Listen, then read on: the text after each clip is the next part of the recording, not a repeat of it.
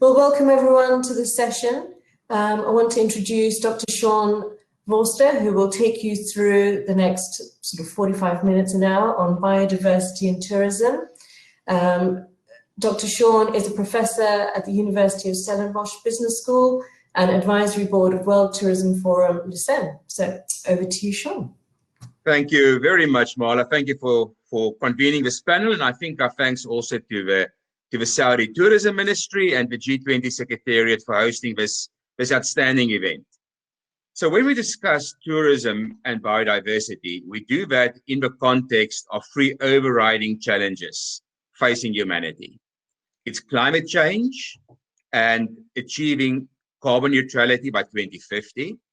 It's biodiversity, the second existential crisis alongside climate change, and really ensuring no more species loss after 2030. That's a mere decade from now. And it's about decisively addressing poverty and inequality, achieving the Sustainable Development Goals over the next decade.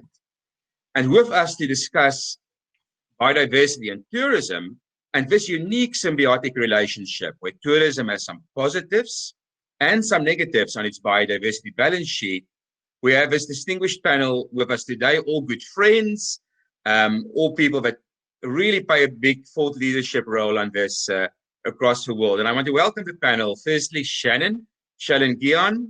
Shannon is Chief Sustainability Officer of a travel corporation and the TreadRight Foundation.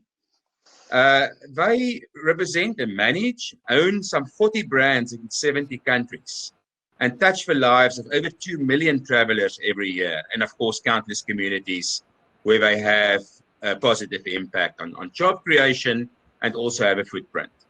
Then we're joined by John Scanlon.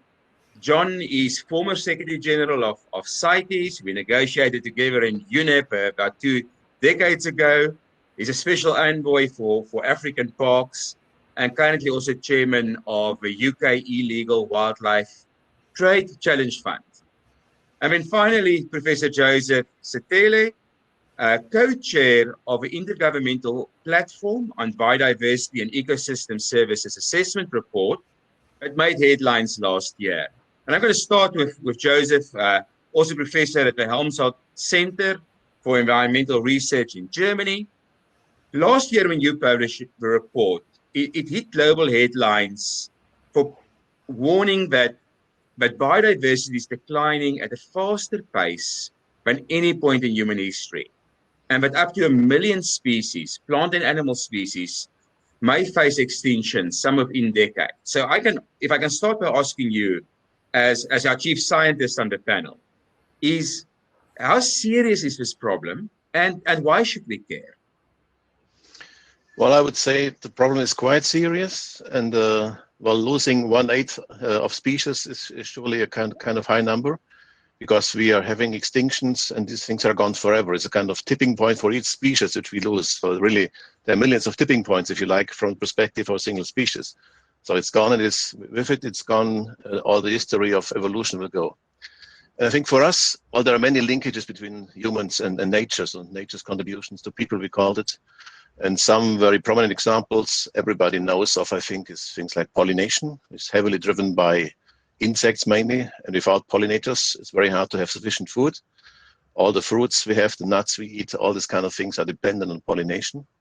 The only items which are not so dependent are things like wheat or rice, so the carbohydrates, but this doesn't give us any kind of vitamin, for example. So the pollination is surely an important aspect, but also regulation of air quality is linked to biodiversity, or the ocean acidification is linked to it, for example, through the coral reefs, but also freshwater quality. So there are many different aspects, actually.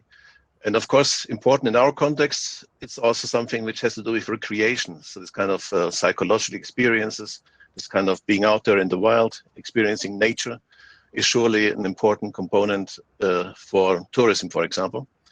And one of the major things we are risking is the maintenance of options for future development. So if you're losing species, we lose elements in very complex systems, and we don't know when exactly it will be too much that systems really collapse. So there are many good examples where we can say that biodiversity is of crucial importance for us as mankind. So, Josef, if we have to translate the science into policy and to concrete actions, we depend very heavily on industry to take the lead. So I want to turn straight to Shannon, and speaking for the travel corporation, but the tourism industry. Is this challenge being taken seriously? And maybe I can ask you how you've reset your sustainability strategy in response to what the science tells us about the urgency of action. Yeah, absolutely. I think that the way it varies, obviously, amongst destinations and operators on how serious the challenge is being taken. At the Travel Corporation, we tie it directly to the resiliency of our business. Nobody wants another COVID, and we caused it. So that's something that we recognize quite clearly. So what we are doing as an organization is just last month, I should say, we launched our new 5-year sustainability strategy entitled How We TreadRight. So the strategy is anchored to the global goals specifically because they, of course, identify the challenges that we're facing across many areas. How We TreadRight is the blueprint that our brands will use to address these many challenges. Because, of course, if they're having a negative impact on the destinations that we operate in, they're going to have a negative impact on our business. So for us, again, hand in hand. Those issues include, of course, animal welfare, climate change, sustainable food production, responsible consumption, and diversity and inclusion. Obviously a mouthful, but we are doing what we can where we feel we can make a material impact as a business. So we will be, the strategy's launched, it's 5 years, it's measurable because we've set SMART goals, which I think is critical to any sustainability strategy from a corporate perspective. If you can't measure it, why bother? You know, that we built an action plan to guide the 40 businesses along each of our goals. There's 11 of them, how they affect the challenges that we've identified. And then we have a complementary reporting structure. All of these things are critical or we can't affect any positive change. We shouldn't measure it, we cannot manage it. Can you give us 2 or 3 examples of concrete KPIs where you see yourselves making a measurable difference over the next 5 years? Sure. We've committed to carbon neutrality by 2030. In all likelihood, we will achieve that much sooner, but COVID, of course, has thrown a bit of a spanner in the works. We will reduce our printed brochures, for instance, by 50% by 2025. We'll reduce food waste by 50% across our hotel and our ship brands by 2025. And we'll achieve, I'm referring to my goals here, a 20% increase of itineraries that visit developing destinations by 2025. So every goal is written in a clear KPI. So one of the unfortunate consequences of a slowdown of travel and tourism in response to the COVID-19 pandemic and the lockdown has been its impact on conservation in Africa. We know that tourism is a top export earner for more than 60 countries in the world. A destination like a small island state like Seychelles, 25% of jobs, more than 50% of GDP depend on travel and tourism. In South Africa, an expansive national park system of 40,000 square kilometers. That's roughly the size of Switzerland.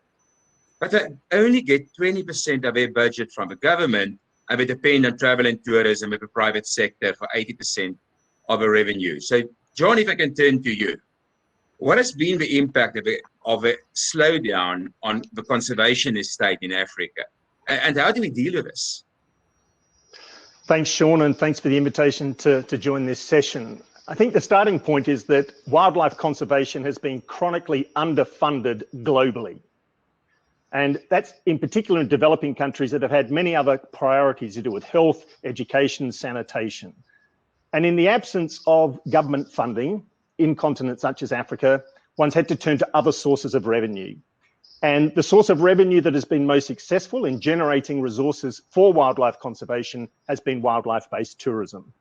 This has been extremely important. It's enabled countries to employ, rangers and others associated with the management and protection of wildlife. But also importantly, it's generated a lot of local jobs where people can see the benefits of wildlife conservation for their own livelihoods. Now, the problem we confront here is that there was a great over-reliance on tourism in terms of the conservation financing model on the African continent. And we haven't seen this revenue sort of slowly decline. It fell off a cliff edge. One day things are going extremely well. There's increasing tourism, there is increasing revenue, jobs, ability to employ rangers and others, and all of a sudden it comes to a stop. So what do we do? And in some countries like Kenya, you've had Minister Najib Balala look at how do we diversify our sources of financing for wildlife conservation and not be so heavily reliant upon tourism.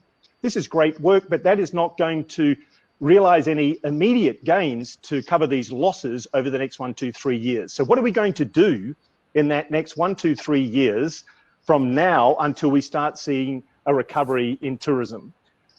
Now, there's a number of things that can be done. There are a lot of emergency funds around at the moment through multilateral donors, through philanthropists, through the non-government sector to try and get us through this current period. But that's not going to last. That's not going to last the next 2, 3 years. What are we going to do? Because if we don't take action, these wildlife assets that underpin wildlife-based tourism could be lost. We could lose 20, 30, 40 years of conservation effort in the space of 1, 2, 3 years because there's not enough finance coming in. What we're going to have to do is look at wildlife conservation through much wider lens. It's not just about wildlife. It's not just about the conservation of the species.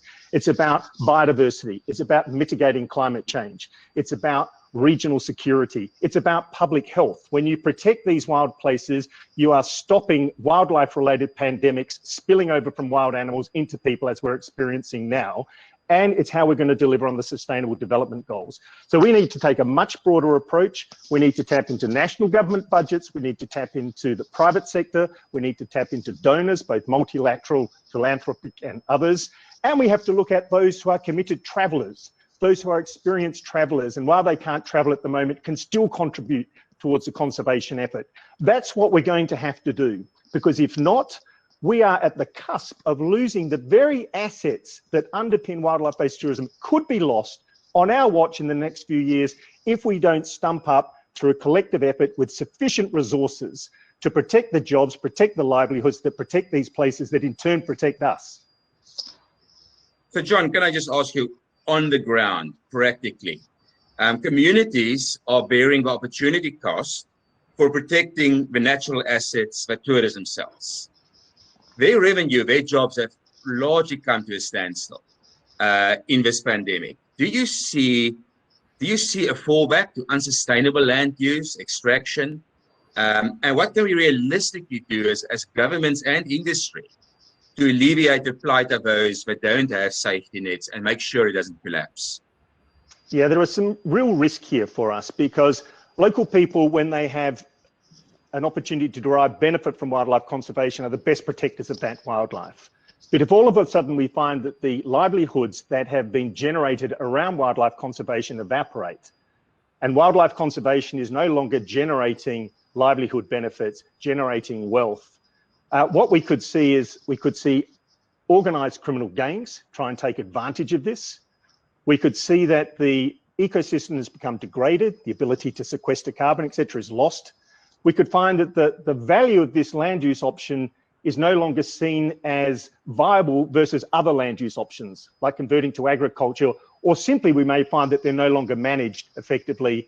They become denuded or degraded, such that they're no longer an appealing wildlife tourism asset. So it's hard to bring the tourists back.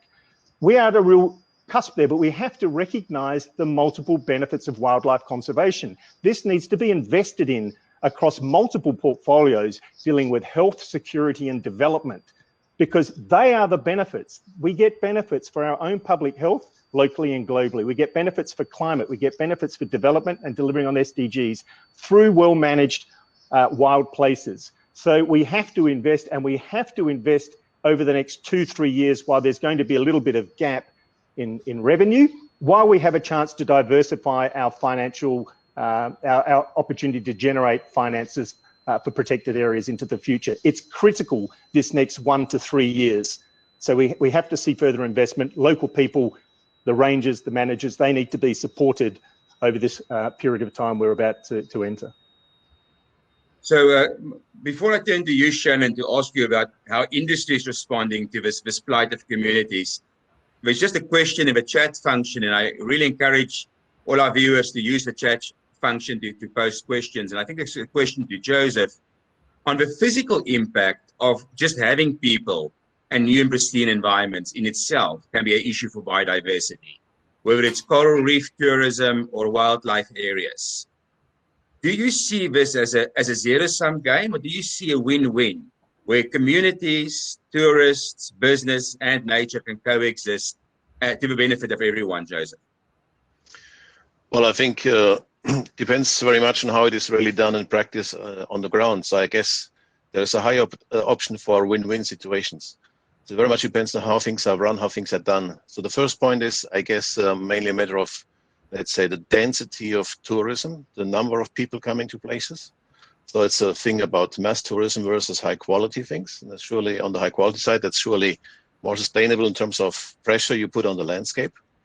On the other hand, of course, it's also then a tourism which is more for, let's say, elite people who have more money. That's a kind of the downside of the whole thing. So I guess we have to look for win-win situations. Otherwise, there is hardly a way out. Maybe one example, I worked a lot in Asia in terrace landscapes, so irrigated rice terraces, agriculture actually. But these landscapes are also tourist destinations because of the beauty. And they depend heavily on, let's say, pristine or, let's say, well-established forests in the surroundings for the continuous water supply. So you have a direct link of both the terraces, the agriculture, and the forests behind which also harbor a lot of biodiversity. So this kind of links have to be maintained in order to maintain tourism. And I guess if you wouldn't have the tourists, you have less income for local people and also less interest in this kind of system because it's a kind of marginal system.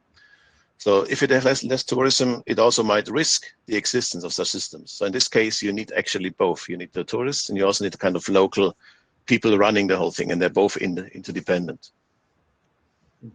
So Shannon, I know the Travel Corporation, one of your KPIs is to actually launch a series of products in the market that connect tourists more authentically to nature, to communities, to cultures, by including them in your itineraries.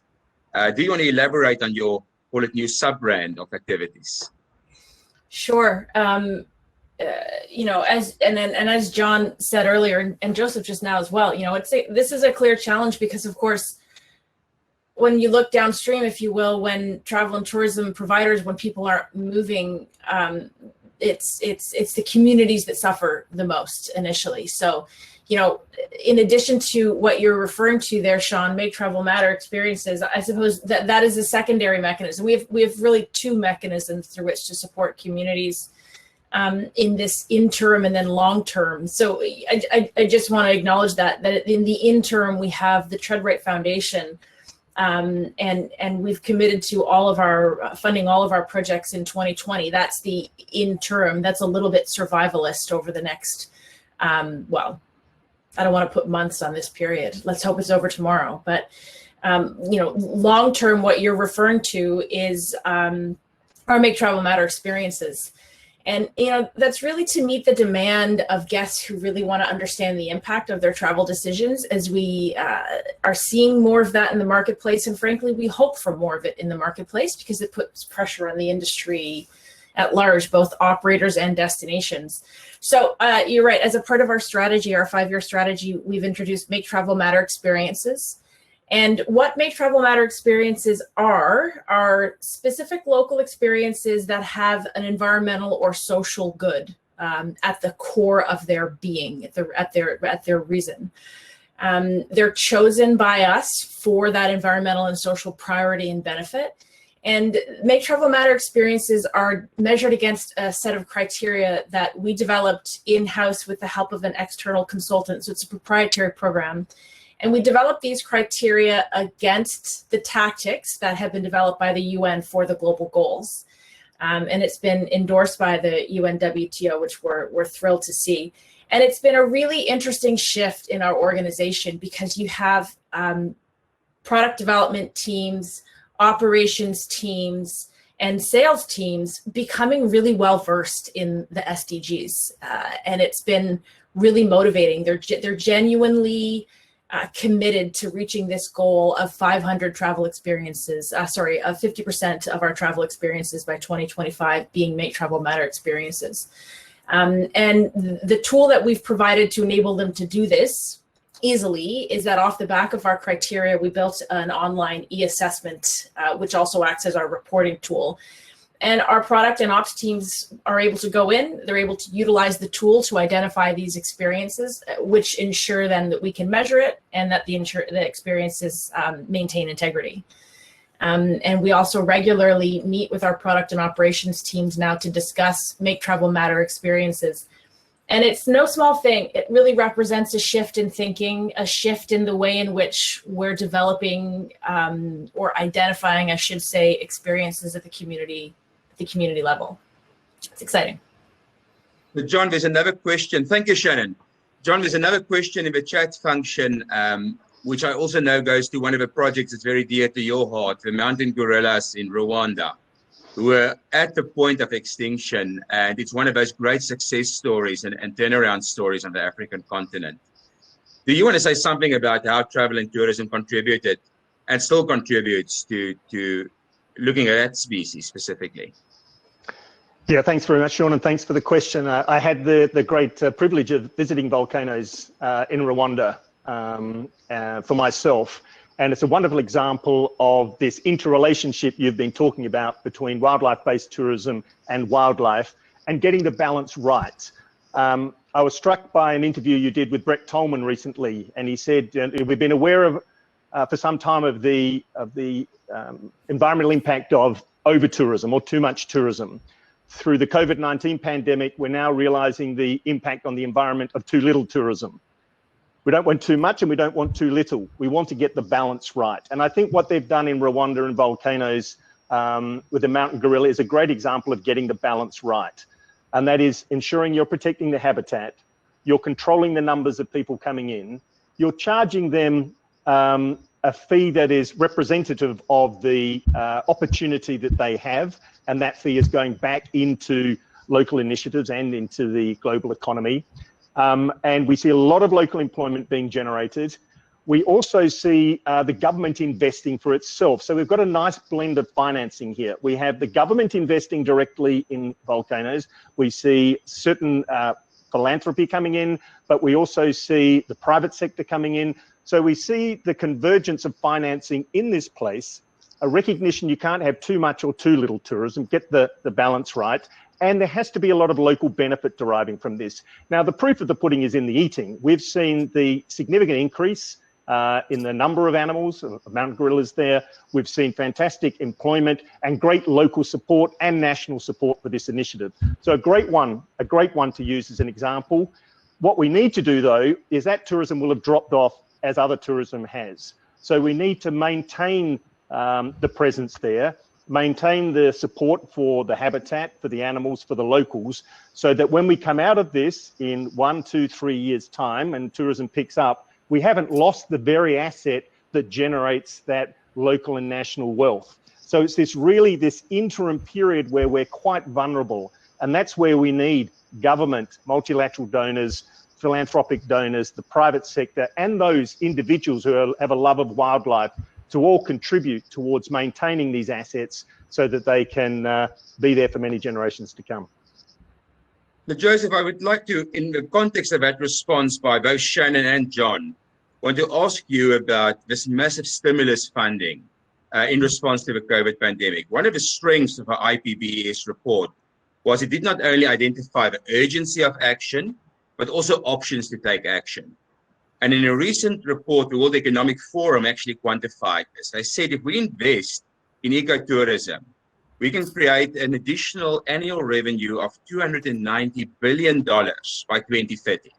And if we direct funding away from ecotourism, it will only increase hardship of communities and put ecosystems under more pressure. So when we think of this massive flow of subsidies and of stimulus funding, what's the options to do better and build back better to prevent this crisis? Well, I don't know the details about the Economic Forum report in relation to ecotourism, But generally, it was, of course, very obvious that it was stated that biodiversity and climate change are the two components we really have to tackle. It was kind of anonymous. Surprisingly, it was all environmental issues on the top, not crime, not other things, but it was biodiversity and it was climate change. So I think our report really contributed, first of all, to the much increased awareness of this, let's say, problem we face, which was even, let's say, emphasized now. Let's say it was also even strengthened after the pandemic because it all relates to our interactions with nature. So all the stimulus packages which are there, as long as they don't take care of the environment of the settings where you are, I think they are just supporting the next pandemic which we might face.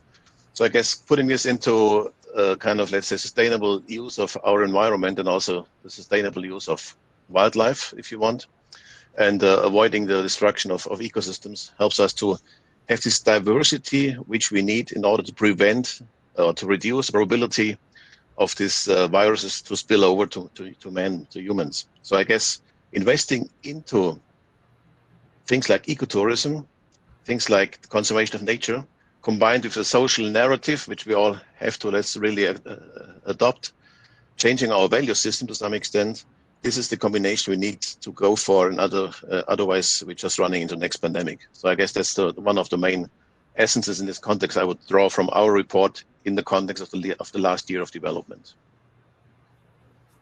Shannon and John, I don't know if you want to jump in on subsidies and financial stimulus. I'm happy to do so. Yeah, I think one of the things that struck me in the IPBES report was a very clear statement was that status quo is not an option. We need transformational change. If we keep on the same path we are, we know we're going to lose in coming decades 1 million species. We know that we're going to have massive impacts of climate change. We know what development impacts that's going to have. So we need transformational change, not just fiddling around the edges. And if we look at where we are now, one thing it does give us an opportunity to do is pause, think about where we are, what we've been doing, and how we can reset and get on a better path to sustainability. Now, nothing better than money and financial incentives will help pull us in that direction. And as we look at these stimulus packages, sustainability needs to be at its very core. And that's the 3 dimensions. That's environmental, economic, and social. So looking at the tourism sector, how do we make sure that we're not going back to a system of over-tourism, that we're looking at, optimal levels of tourism? How do we ensure when we look at the wildlife space that local people are at the center of this? They are the ones getting the jobs, getting the benefits. They are the ones who are being respected.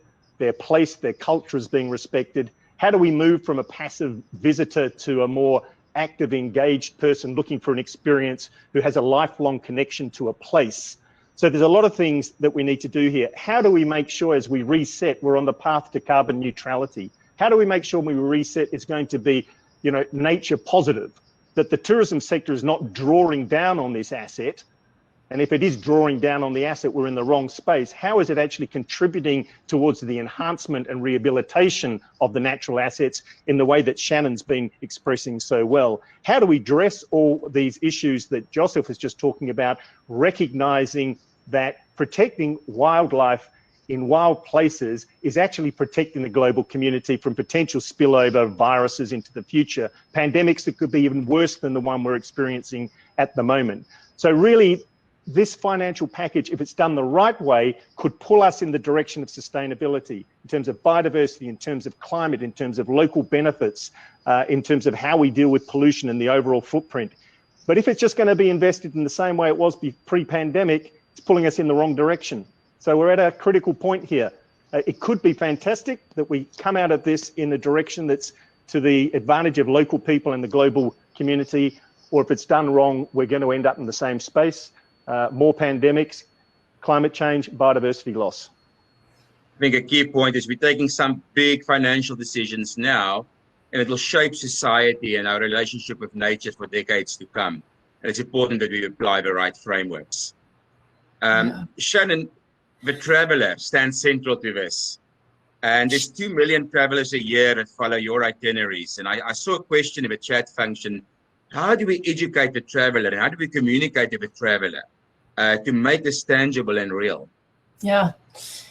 I mean, there's a lot there. I mean, first to what John was just saying, and Joseph as well, I mean, I absolutely agree, more must be done. But, you know, the reality is, and this is a gross generalization, so forgive me for that in advance, you know, governments often overlook tourism as any sort of mechanism. So, you know, a lot of the stimulus packages that we're seeing, they don't even mention it necessarily. So, you know, the tie between sustainability and destination management organizations, speaking as a Canadian, let's just take Canada, it's pretty weak, you know, so it's really, really up to the tour operators and the businesses to do it. And though a lot are doing it, not enough of us are. And so that's a real weakness. So I'm not terribly optimistic on that, which I would like to be more optimistic. But with respect to the travelers themselves, you know, I get often asked, are travelers and looking for more sustainable experiences and products? Well, I don't think that matters anymore. I think that organizations such as the Travel Corporation recognize it's just what we need to do right now. And we're going to do it regardless. We're going to integrate sustainability top down into our entire organization rather than pit one I guess, experience as sustainable over the other, if you will. It's a full commitment. That said, you know, educating the traveler is critical. Travel is this amazing, transformative experience. Some of the most amazing lessons many of us will have learned probably happened on a trip that we had the great privilege to experience. So getting guests while they're in region, be it in Europe, in Asia, in North America, and talking to them about their use, their consumption patterns through you know, even if it's lighthearted, you know, through our conversations on reductions in single-use plastics in our company, it's really impactful. It's a great time to get a message home to them. And we work a lot with storytellers. We have 3 ambassadors, Canadian First Nations activist, Serene Fox, Celine Cousteau, who needs little introduction, and a photographer, Amy Vitale. And they've been critical in helping us explain the intersect between travel and tourism and animal welfare, you know, the value that sustainable food production has to your travel experience. And yeah, we're looking, it's a critical part. It's a critical part of the, send them home as local ambassadors, if you will. I think there's so much opportunity to shape, especially young people, exposing them to parks and biodiversity and creating that connection with nature. It's something that the IUCN is playing a leading role in also communicating. I want to turn to, while we have a few minutes left, to one issue, one of the negatives on tourism's balance sheet. And I know the industry is being very proactive in dealing with it for many years. The World Travel and Tourism Council has been dealing with it, and the Middle Eastern Airlines and IATA, and that's wildlife traffic, illegal trade in wildlife products. Now, John, I know you're part of leading an initiative to address a legal vacuum in the international trade in illegal wildlife products. Do you want to say something about the vacuum and the initiative that you're taking to address this failure of governance? Yeah, thanks, Shaun. And I think one thing that COVID-19 pandemic has shown us, and albeit in a devastating way, is the interconnected nature of things between the environment, the economy, and public health. And these things are interconnected, but the problem is the systems, the programs, the institutions, the conventions we've created don't always make these connections. They tend to be in silos. And what we've seen is with this COVID-19 pandemic, which may have its origins in wildlife, possibly a horseshoe bat, possibly to an intermediary species such as a pangolin to people. But even if not knowing that, we do know of many other pandemics that have their links to wildlife.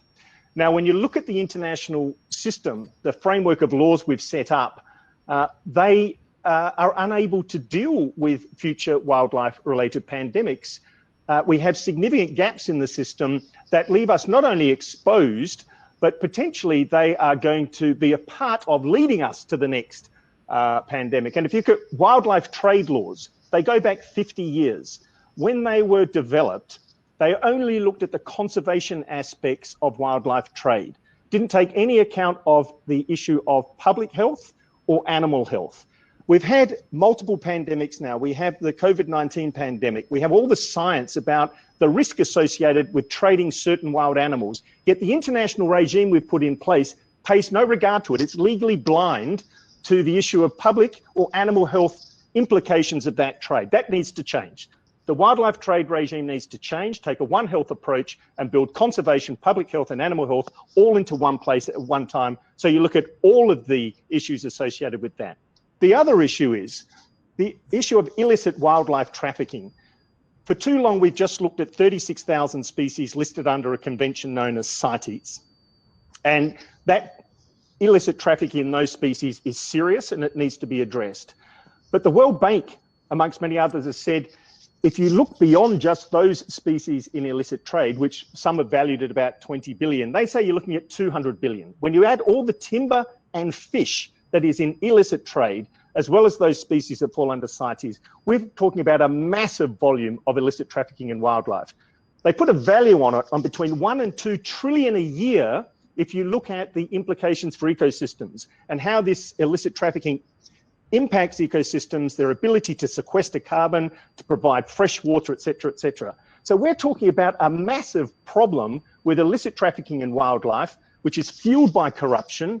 It's driving species to extinction, whether they're currently protected under international law or not, depriving governments of revenue, anything up to 12 billion a year, and having a massive impact on ecosystems and climate change, et cetera. But we don't have any international agreement to deal with illicit trafficking in wildlife. To date, we've just relied upon CITES, 50-year-old convention designed to deal with trade. It's a trade-related convention. In the absence of any other legal instrument available to us, we lent on that convention. I was responsible for that. I was running it for 8 years, or running the Secretariat for 8 years. We used that convention. We squeezed that mandate as hard as we could to deal with the surge that we were seeing in illicit wildlife trafficking. But that's no longer going to cut it. It's not enough. The problem is too large. The problem goes way beyond CITES. It involves transnational organised criminals dealing with timber, fish, and multiple other wildlife species. So what do we need to do? We need a new global agreement on wildlife crime. We can do that by creating a new protocol, a 4th protocol under the UN Convention Against Transnational Organised Crime. We've actually drafted a protocol to show what it could look like.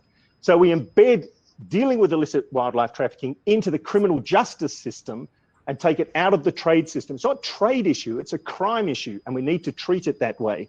So that's what we're going to need to do. And if you look at the issue of illicit wildlife trafficking and pandemics, we know there is an association there. We also know as we start putting in place more restrictions on trade in certain wild animals because they pose a public health risk, that we're going to need to scale up the enforcement effort so it doesn't just go underground. These are 2 serious gaps in the international system. The way in which we deal with wildlife trade at the international level, the way in which we deal with wildlife crime at the international level, and it leaves us exposed to future wildlife-related pandemics. We need to close these gaps. We can close these gaps. Looking at Josef again and looking at the IPBES report, this is about transformational change. We need to, at this moment in history, with the benefit of the IPBES report, the benefit of everything we know on climate, the benefit of what we know from the science on public health issues associated with wildlife and potential spillover, we cannot keep the system as it is. We cannot fiddle around the edges. Transformative change is needed. One Health approach to wildlife trade, wildlife crime agreement. Let's really make a step change now while we need to. Thank you. I know that the TreadRight Foundation is also one of your founding partners, showing that strong support from the travel and tourism industry. Shannon, I don't know if you want to say anything about practically how you deal with this at the visitor level and the product level. Sure. I'm not so keen to follow up on John after that. I am prepared to do whatever you need, John. Please, as always. I mean, absolutely. For us, it's primarily funding and education, practically, which is very in the now. We fund a number of anti-poaching projects through our TreadRight Foundation and also through our Make Travel Matter experiences projects. And also, to my earlier point, when you have people in region and you explain to them what happens with respect to wildlife crime and how travel and tourism can support it, then you do create people that go home as local ambassadors. So I'm gonna, again, after that, thanks, John, I'm gonna call it at funding and education. Education. So I think we probably have 5 minutes left. I want to turn to Josef on the twin challenge, biodiversity and climate change, the two existential crises we face as humanity. We talk a lot about mitigation, but I want to turn to adaptation. Because travel and tourism depends on natural assets for its very existence, and depends on ecosystem services, water, energy, food. Could you elaborate a little bit on the planning frameworks and mechanisms we require to adapt to unavoidable climate change, to make sure we preserve these species and this natural asset base for tourism to grow responsibly into the future? Well, that's really quite a challenge to elaborate on this one. But first I want to say thanks, John, for really digesting the entire IPBES report. Yeah, I appreciate it quite a lot. Just let me add, I think things like we've written there, 80% of global fisheries money goes through tax havens. So all these global things are quite important to be tackled. So just to add on this one. Well, I think the adaptation is a quite important component. And I think the aim of the adaptation has to be to, let's say, maintain maybe a slightly changed biodiversity, but still a biodiversity which is able to, let's say, buffer all the developments we have. That means basically we have to maintain diversity which might be in different places. So we have to, let's say, enable them to migrate to certain places, to be, let's say, active on the landscape scale. So if climate changes, conditions might change in certain areas, but might be suitable in other areas. It has to do with connectivity. So I guess this one is an important one also in the entire planning of landscape planning. For example, we have in Europe quite a lot to really not look at the status quo and trying to maintain things at a certain place, because this wouldn't work, because the change will be there. So we have to adapt in our entire planning system, which means you have to integrate this into the, let's say, and all the things we do in the future to maintain biodiversity on the larger scale, keeping dynamics in mind. I think dynamic thinking is something we still not very familiar with. So in the conservation field, people think about fences and about, let's say, certain places which are, let's say, protected, and that's it. But it doesn't work like this. So we have to really go across the landscape to integrate all these different parts, agriculture, natural areas, to, let's say, guarantee the survival of species also in the longer term under climate change. Maybe that's just a short elaboration on one aspect of the future adaptation strategy we need. So thank you very much. We've got 3 minutes left, and there's a lot of discussion also in the chat room saying, can we make this practical? So I want to ask each of you, outside your immediate remit, one practical example or green shoot or best practice that you see out there that you think is worth replicating and scaling. As we translate science into policy and into practical actions, what gives you hope? 1 minute each. Let's start with Shannon, and then John, and then Josef. What gives me hope? It's going to sound high level, but I don't think it is. I think it's the fact that travel and tour operators have identified that we have a shared problem, and as a result need to have shared responses. So, I actually really dislike the word collaboration, but I'm going to use it, and because I feel like it's actually happening in our industry, where we're working together, we're sharing tools that may have cost us quite a lot of money to produce, but we know can benefit others. For instance, the way in which we calculate the carbon footprint of our experiences. That's a big mouthful. And so I think the fact that travel and tour operators, myself and our peers, are working together on this, and it shows, I think, the gravitas that this is no longer a unique selling proposition to be sustainable, but rather it's critical to our survival.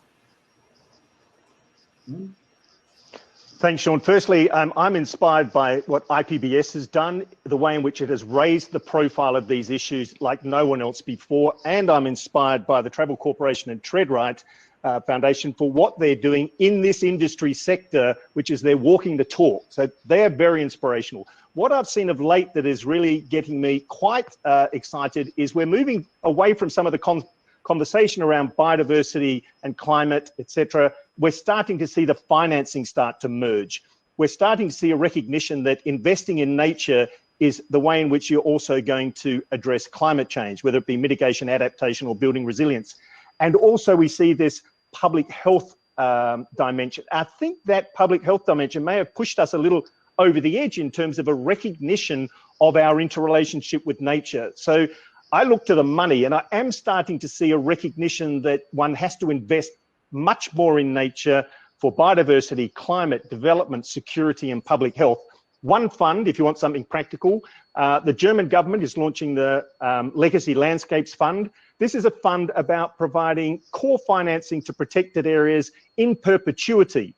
Not all financing, but core funding needed by protected areas by blending public and private financing focused around biodiverse rich areas.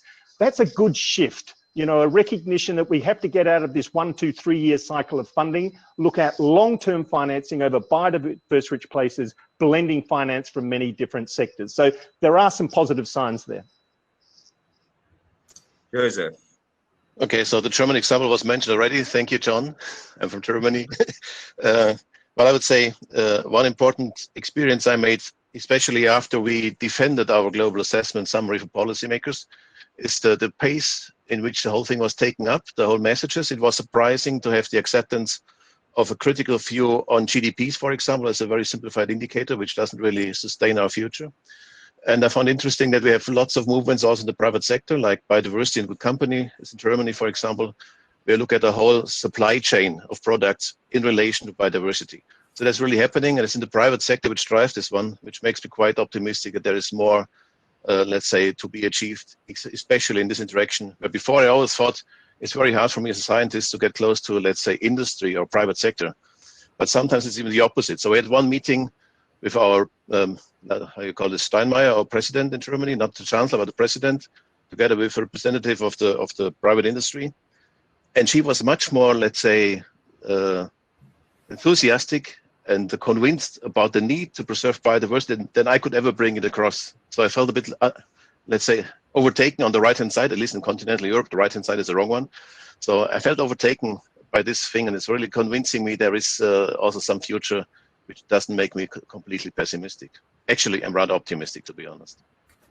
So look, I think when we selected this panel, we collected 3 inspiring stories from different parts of our world out there. We invited Josef in the week after the IPBES was nominated for the Nobel Peace Prize for its contribution to biodiversity and ecosystem science. So I think IPBES really putting this issue on the global agenda and highlighting the urgency, and that this crisis in biodiversity is probably at least as pressing a global priority as climate change and health pandemic. So that was my one inspiring story from science, is really putting it on the global agenda and that Nobel Peace Prize nomination. I think what we see from Shannon and the Travel Corporation was the industry leadership in using the Great Reset, the circuit break, when everything slowed down, to say we're going to tread right, we're going to do this right from the outset, with purpose and for the right reasons. Not because the market is pushing us or governments are pushing us, but because industry is taking a leadership role. And I think that's been a remarkable story and recognition that biodiversity needs tourism and tourism needs biodiversity, and that symbiotic relationship. And finally, John, having been a veteran of the environmental circuit, but also part of the World Tourism Forum Lucerne think tank for many years, your role in always pushing the message that true stewardship is not only about mitigating impacts or neutralizing impacts, but it's about having a positive impact, economically, socially, and ecologically. So to all 3 of our panelists, thank you very much for your leadership out there and for driving home this issue and for joining us for this event today. Much appreciated. Thank you. Thank you. Thank you. Appreciate it. Thank you. Bye-bye. And to everybody that contributed to the chat function, thank you for joining us. And we look forward to meeting at the next occasion.